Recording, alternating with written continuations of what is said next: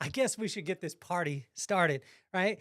So I remember saying to my buddy Will, he left his kids and his wife in the car while he went into the party. You gotta be kidding me. And right as the words came out of my mouth, I started to laugh and think about the character of Alfred.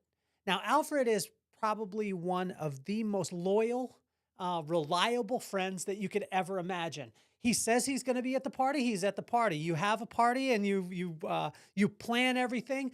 You can ensure, like in your mind, you know that no matter what is going on, come rain, shine, earthquake, whatever it is, Alfred is going to be there. And he's not only going to be there, he's going to be 1,000% present. He's going to be contributing to everybody. He's going to be cooking. I mean, the guy is one of the best chefs that you could ever imagine. And so I started to almost get mad at myself of like, why would you even question that he would go to our buddy Andie's 40th birthday party, bring his family down? He's got 4 kids. They would all be in the car in the parking lot. And his wife would say, no, you go in, baby, have a great time. I'll take care of the kids. We'll just sit out here. And literally his kids and his wife were in the parking lot in the car. Now, some of us could think, wow, that is so crazy, but it's so consistent with Alfred's character. And his character, and like literally, he's the most reliable guy that we could ever imagine. And as I sat down today, there have been some things that have been going on in my life that, challenges, things like that. And God asked me, he's like, have you looked at my character? Have you reviewed back? I would just like you to stop for a second. I'm not going to give you any signs. I'm not going to give you any, things moving forward. What I want you to do is I want you to stop. I want you to take a breath and I want you to evaluate my character. You see, with Alfred, when I heard of him leaving his kids and his wife in the car to go into a party, and then I stopped for a second and I thought about it. I was like, wow, that is the most consistent thing with who he is. And with God, what he was saying is the exact same thing today, that if you go back and you look at the receipts, you go back and look at the history, you go back at the fact that I've never forsaken you, I've never taken you to this place and then just dropped you off. So why do you think that I would do it now? And when things don't make any sense, when we're at that place where we think, oh my gosh, I'm at the end of my rope. What God was saying today is the end of your rope is where mine begins. And in Proverbs 9, it serves as a reminder that the voice of wisdom and the voice of foolishness sound very similar. So that is why it's so important to study his character so the difference will be clear as day. So why don't we get this party started?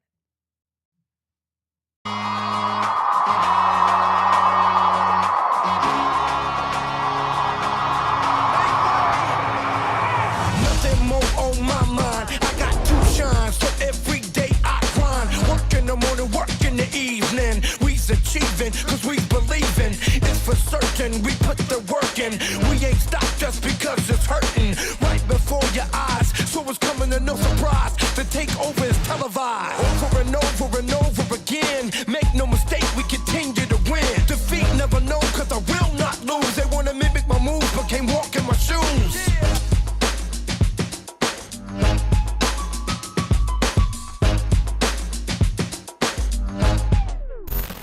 Sometimes the hardest thing in the world is to be able to take a story, an inspiration that God gives me in the morning, and turn it into something that will actually make sense. As I was sitting down this morning and doing what I call morning pages. So morning pages is you take your notebook out and literally right when you wake up, you just write 3 pages and let your mind go to exactly where you want it to go, and just kind of flow.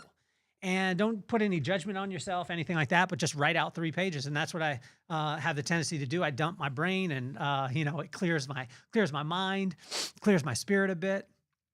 And it's incredible. And as I sat down, he started to reveal to me about the character of my buddy, Alfred.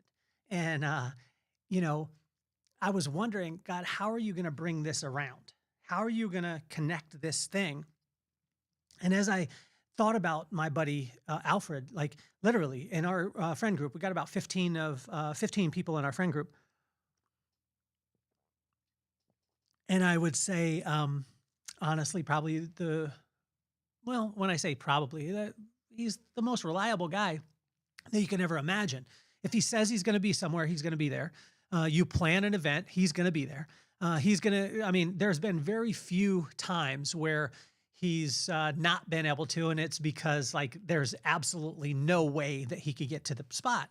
And so when Alfred shows up, or when he shows himself to be reliable, or when we think, oh, we don't know if he's coming, it's almost like we don't question, because we look back at all the receipts, we look back at all the history of him, and the guy is just an example to all of us as far as how a friend can be, how a friend should be. And, we're all inspired by him. The guy is unbelievable. My son was just talking about him the other day. Alfred, we absolutely love you. My son was asking, hey, when are we going to go to Uncle Alfred's house? Because he makes, he's one of the best chefs in the world. He made my son some bacon, and he sat with him and showed him exactly how to do it. And my son recites it to me to this day, especially when I'm making bacon and I'm not making it as good as Uncle Alfred. So thank you so much there, because my son is judging me, Alfred. But as I go through these things with these morning pages, or writing, or spending time with the Lord, it's funny because it's never systematic. Like I can't rely on God to deliver the exact same message. And this was a thing that Pastor Jason Graves was talking about yesterday. When we try, as we will, when we try and systemize God, he almost laughs at us. And he wants us to understand there's going to be a personal relationship with him, and personal meaning that it's going to be signature to every single one of us, as opposed to us trying to say, hey, I'm going to do this thing so I get this result. God's saying, just spend time with me. And in spending time with him this morning, he just brought to mind Alfred and his amazing, amazing, amazing character. And I want to thank you, Alfred. As we go through today, there's an episode of INCHSTONES. So INCHSTONES is 15 to 20 minutes. You can listen to it on your walk, but it's meant to be able to fill up your soul and give you something to think about throughout the day. We also have an interview show where I interview some of the most iconic people in the world, and they give advice to my kids by name. And then I have a show that's called You Have to Meet My Friends, and I go live and I call my friends randomly, and they don't know they're on the podcast till they're on the podcast. This has caused some challenges in my relationships and my friendships, because a lot of my friends, they'll answer the phone, and then I could tell they're timid, and they're like, "Are you recording?" I'm like, "No, I'm not recording." But there are times where I catch them that way. Also, I want to invite you to our men's group Tuesday mornings at 8:30 to 9:30, or 7:30 to 8:30 here in Carlsbad every week. So I'd encourage you to be there. It's unbelievable. So as we jump into Proverbs 9, it serves as a reminder that the voice of wisdom and the voice of foolishness sound very similar. So that's why it's so important to study his character, so the difference will be as clear as day. And this was the thing with Alfred, because when I study his character, when I look over the course of our friendship, and it's not to say that Alfred is perfect or anything like that, but he's a damn good friend. And when I look at him in that scenario, if I ever question, is Alfred going to show up? All I have to do is go back to his character and look at it and be like, I'm good, And this is where, when circumstances seem bleak, or things seem to, one thing piling on top of another in your life, as far as circumstantially, what God wants you to know is that he's not as concerned with giving you a sign now so you look forward. He's saying, stop for a second, take a breath, and think back of all the places where I've blessed you. Think about all the places where I've brought so many things, where I've delivered you, where I've, helped you in so many different ways. And when we start to do that, it starts to give us a little bit of solace. And so he's not asking us to step out in faith or walk in this blind faith. He's saying, no. The faith that I'm asking you to walk in has been proven over years and years and years, and generations and generations and generations of truth, and me staying relentlessly consistent. with the character that I've told you about and the truth that I talk about and the truth that I give you. So this was kind of a smack in the face for me, because there are times where I'm going through something, and I'll ask God, like, "Oh my gosh, will you just give me a nod, give me a sign, whatever it is?" And not to say that He won't, but He's saying, like, "Are you joking me? Like, are you kidding right now? Why don't you go back and look at all the amazing things that have happened?" And when I look at those things, I remember praying before we left Las Vegas, and it didn't make any sense for us to leave Las Vegas at the time. This was 12 years ago, but my wife wanted to raise the kids by the water. We wanted to raise our kids here in Southern California. And so it was literally like in the middle of the night. I didn't even tell my accountant that I was moving to California, because when you own a business and you move to California, it's probably not the smartest thing in the world. And but what God told me at that time is, if you will focus on your family, I'll take care of everything else. And it was like one thing after another. And it wasn't just this boom, this magic beans, or this puff of smoke, and then everything was fine. It was inch stone by inch stone by inch stone by inch stone. I look back and I'm like, wow, there was a milestone. So I want to encourage you right now, if you're going through something and the circumstances seem bleak, you want to give up, you're at the end of your rope, that's where God's rope starts.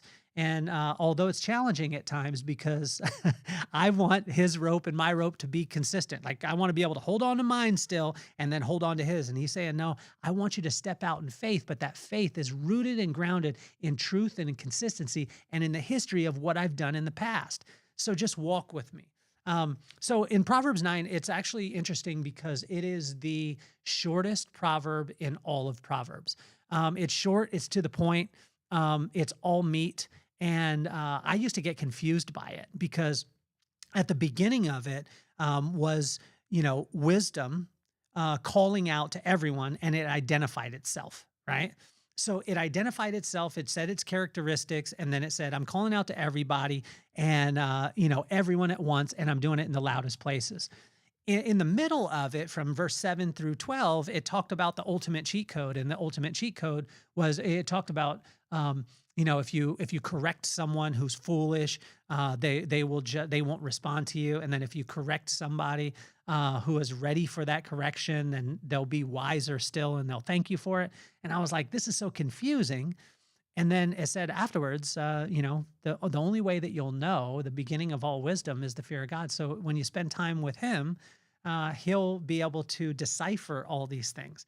Well, this was kind of confusing, because it was like, rebuke someone or tell them they're wrong, and they're just think that you're awful and they won't listen to you.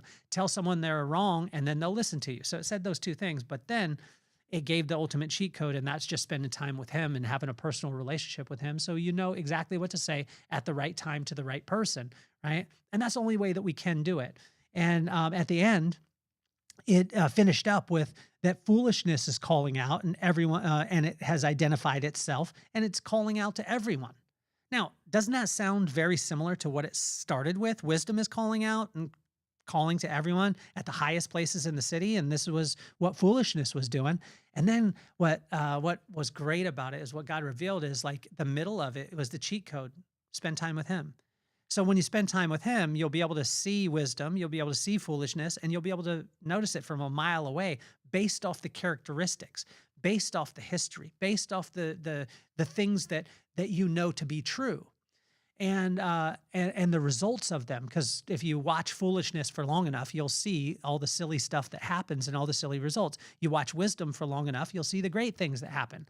And so this brought me back to ALFRED and my friendship with ALFRED, because, if there was ever a question, like when I questioned, he left his kids and his wife in the car to go in a parking lot to be able to go to the party. And when people came out of the party, his kids and his wife were in the car in the parking lot. That was consistent with ALFRED's character. Now, some people are going to be judging and saying, oh my gosh, he's, why would he ever do it? His wife understood. Like, his wife said, no, you go in, I'll watch the kids. And so this was incredible. And so in Proverbs 9, it was a sandwich. Like, here's wisdom, here's all the characteristics, here's foolishness, here's all the characteristics. And in between was, here's the little cheat code, or the coder ring, or the glasses that you could put on to be able to see foolishness from a mile away or see wisdom from a mile away. Just study the characteristics, study the history of it. And when you look at that, it makes things very simple. See, with Alfred, if I ever question, I just go back and study his history. This puts my mind at ease. No matter the circumstances, I know that I can count on him. This was built over time. Consistency creates hope. Hope delivered creates faith. And when faith is in question, I study the history of the character. Just as in the instance of Alfred, God is not asking us to believe in something that is just a theory. He has put the work in. He has worked tirelessly to establish his character, and he has stayed relentlessly committed to the consistency of the truth that he embodies. This way, when the circumstances seem bleak, the odds are stacked against you, he is not asking you to walk in faith without generations of proof that he will deliver. He is calling you to remember how many times he has delivered you in the past. Sometimes he is taking you to the end of your rope because that's the only place where his truly begins. See, I want to thank you, Alfred. I want to thank you for your friendship. I want to thank you for your example. A lot of times you don't realize how much of an impact that you have on other people. And I watch Alfred. I watch him as a father. I watch him as a husband. I watch him as a friend.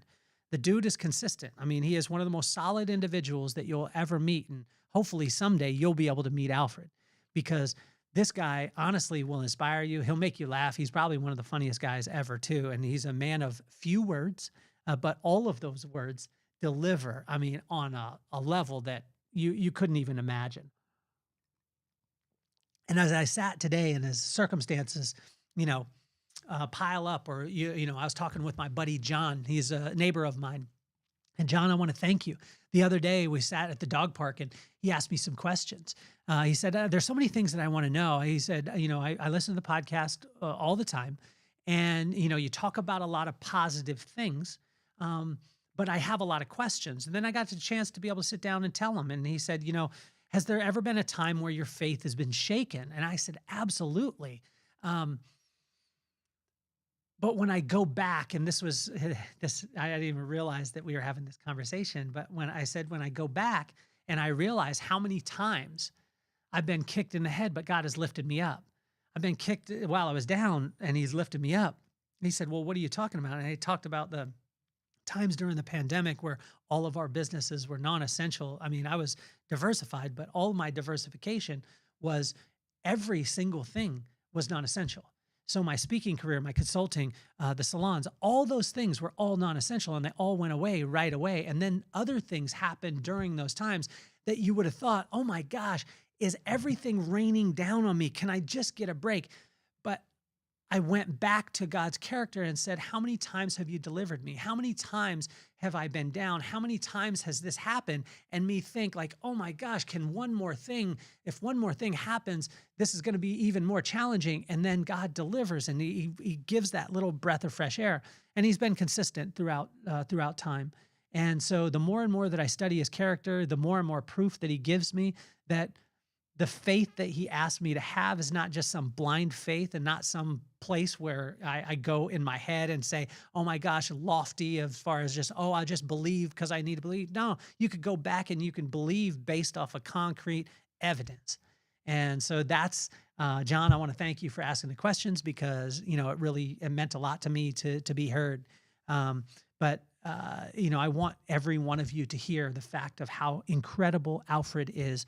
My friend Alfred, where, again, when I laughed at that first statement, his kids and his wife are sitting in the car. Are you kidding me?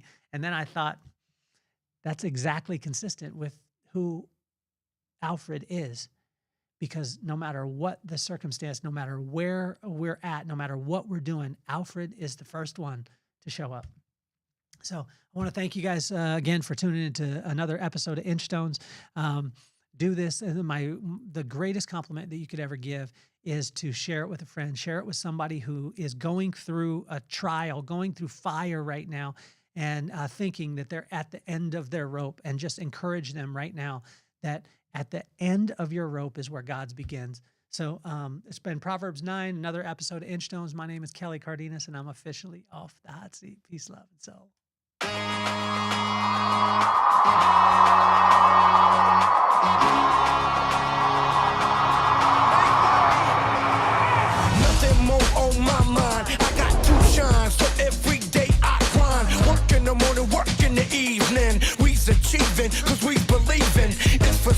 working, we put the work in.